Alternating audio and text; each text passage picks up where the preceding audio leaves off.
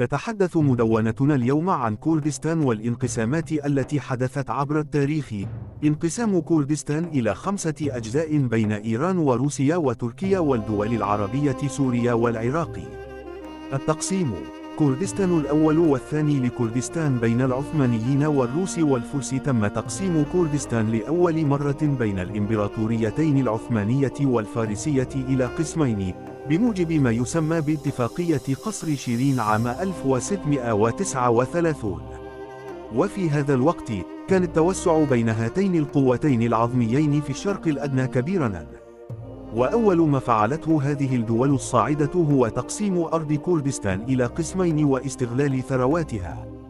جرت الجولة الثانية من تقسيم كردستان في تركمانكي في 10 فبراير 1828، وهذه المرة بين الإمبراطوريتين الروسية والفارسية.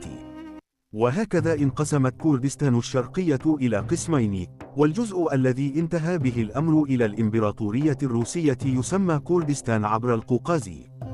وقد استمر هذا الوضع الراهن حتى سقوط الإمبراطورية العثمانية وتقسيمها بعد الحرب العالمية الأولى.